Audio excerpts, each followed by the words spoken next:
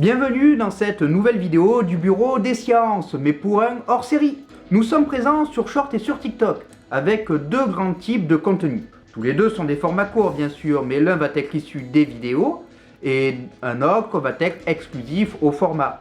Comme pas tout le monde regarde les formats courts, où vous allez manquer par exemple une partie, nous vous proposons ici une compilation des quelques shorts qui n'ont pas leur équivalent en vidéo. Et avant de vous laisser, si la vidéo vous a plu après l'avoir regardée bien sûr, lâchez un petit like, abonnez-vous et activez les notifications pour ne pas passer à côté des prochaines vidéos. Bon, et tant que vous y êtes, lâchez un petit commentaire, ça aide toujours au référencement ou tout simplement à nous améliorer.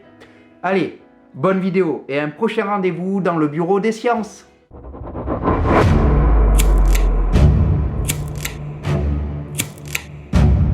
Pourquoi tenir et bien tenir un cahier de laboratoire, dit aussi cahier de manipulation? Tenir à jour un cahier de laboratoire est une tâche fastidieuse et souvent un peu pénible, surtout si la journée a été chargée. Mais c'est nécessaire et même très important. Ce n'est pas pour rien que tous les scientifiques depuis des siècles tiennent des cahiers faisant état de leurs expérimentations.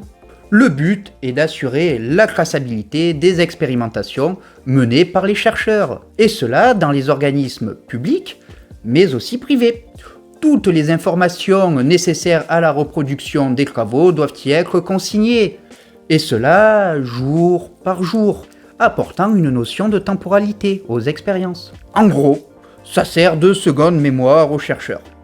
Il peut aussi servir de preuve en cas de litige entre différents acteurs revendiquant la paternité d'une découverte. Vient aussi la question du support. Traditionnellement, c'est sur papier, ce qui le rend difficile à pirater et facile à s'échanger. Une version numérique peut aussi être couplée avec des robots, afin de garantir la reproductibilité des manipulations. Mais cela pose toutefois la question de la sécurité de l'information.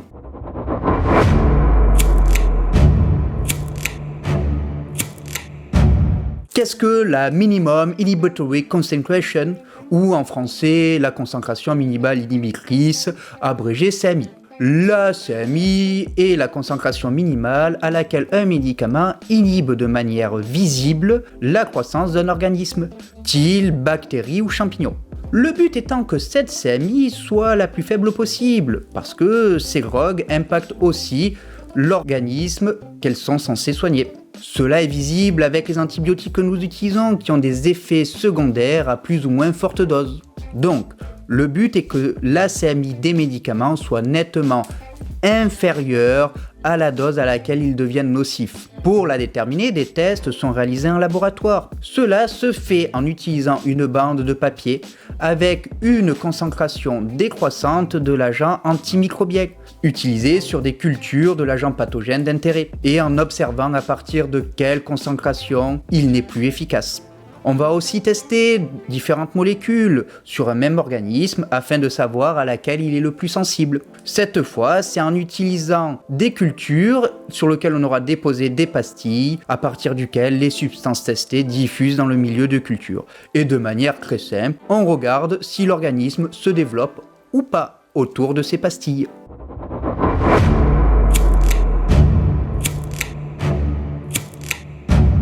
Qu'est-ce que la biologie synthétique? C'est une discipline scientifique assez récente parce que sa pratique est dépendante des technologies de génie génétique développées uniquement durant ces 30 dernières années. Elle fait partie des sciences de la vie, c'est le terme biologie, et se recoupe avec les sciences de l'ingénieur, d'où le terme synthétique. Son but est, comme toute discipline scientifique, de mieux comprendre le vivant, mais aussi de concevoir des systèmes biologiques qui ont pour but de répondre à une problématique, comme par exemple synthétiser rapidement et à moindre coût un produit chimique. Cela se fait en modifiant des organismes, souvent des bactéries, en utilisant des outils de génie génétique, mais qui ont été standardisés, afin de faciliter leur utilisation.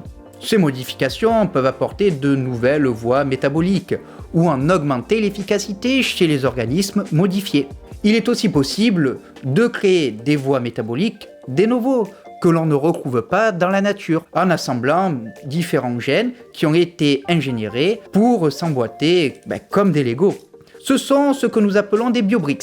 Bien sûr, cela pose des questions philosophiques et d'éthique quant à de potentielles dérives, abus ou cas d'inconscience, mais aussi à l'utilisation de tels organismes dans nos usines ou dans la nature, là où ils pourraient nous échapper malgré leur utilité certaine. C'est pourquoi des systèmes de contention existent, des sortes de camisoles de force ou des puces explosives à la Suicide Squad, qui évitent que ces organismes génétiquement modifiés s'évadent.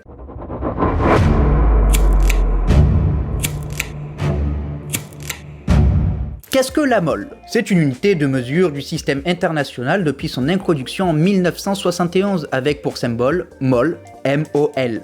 Elle est essentielle aux sciences dures lorsque l'on parle d'atomes ou de molécules. Elle correspond à un nombre précis de particules appelé nombre d'Avogadro qui est exactement 6,02 214 076 x 10 puissance 23. Les scientifiques utilisent la mole plutôt que le gramme car chaque atome a une masse différente. Par exemple, une mole d'atome d'hydrogène pèse environ 1 gramme, alors qu'une mole d'atome de fer pèse environ 55,85 grammes. Cette correspondance est ce qu'on appelle la masse molaire, soit la masse en grammes d'une mole, d'un atome ou d'une molécule. Cela permet donc de connaître le nombre d'atomes, d'ions ou de molécules qui composent un objet, mais que l'on exprime en mol pour avoir des chiffres qui ne sont pas à rallonge. De la mole, une unité essentielle dérive, la concentration molaire, qui permet de savoir combien de particules sont présentes dans un certain volume. C'est le nombre de moles par litre ou molarité.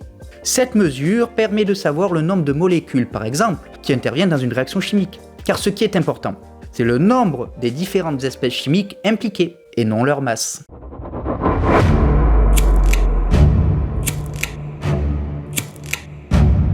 Que se passerait-il si un joueur de baseball lançait une balle à 90% de la vitesse de la lumière? Tout d'abord, la vitesse d'une balle rapide de baseball tourne autour des 170 km/h.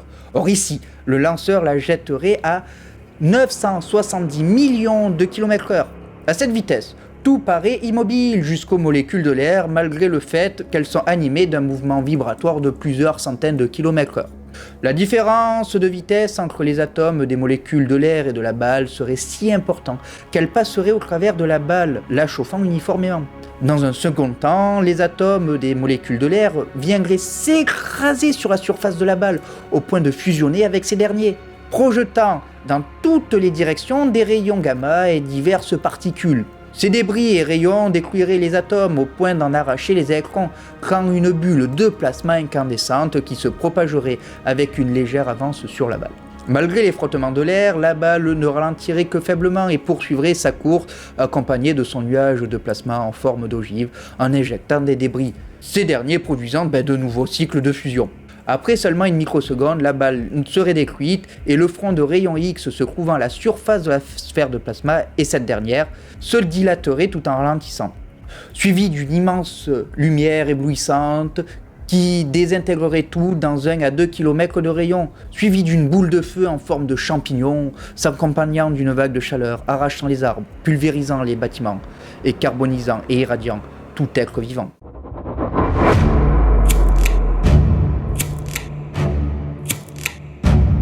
Une histoire sans mots. C'est un livre écrit par l'artiste chinois Xu Bing qui à travers son œuvre questionne le langage et notre capacité à transmettre de l'information grâce à ce dernier.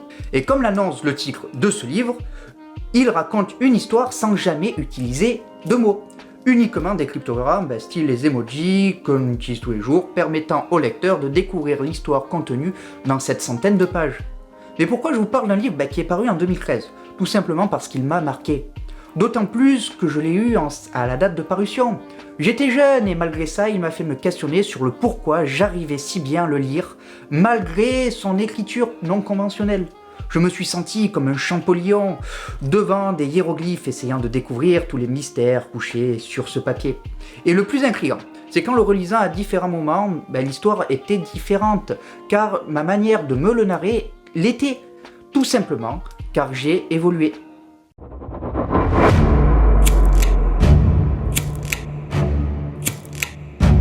Bienvenue au bureau des sciences dans le format in vivo, format où je vous partage certaines de mes activités. Aujourd'hui c'est pour le montage d'un puzzle sur le thème d'Astérix, représentant une scène de vie banale dans ce petit village tranquille d'Armorique, et cela sous la forme d'un time-lapse.